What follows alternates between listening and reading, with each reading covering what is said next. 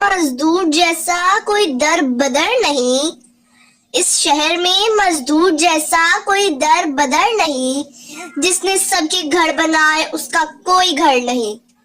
جناب صدر، محترم اساتذہ کرام اور میرے عزیز ساتھیوں، السلام علیکم۔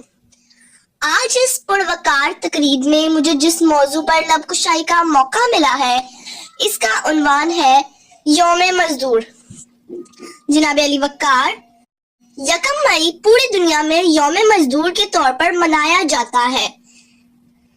اس دن کا بنیادی مقصد مزدور کے حق کے لیے آواز اٹھانا اور اس کے ساتھ اظہار یکجہتی کرنا ہے۔ اس دن کو منانے کا آغاز شکاگو سے ہوا۔ یہ دن اپنے ساتھ بہت سارے سوالات لے کر آتا ہے اور بغیر جوابات کے گزر جاتا ہے۔ وہی لوگ پاتے ہیں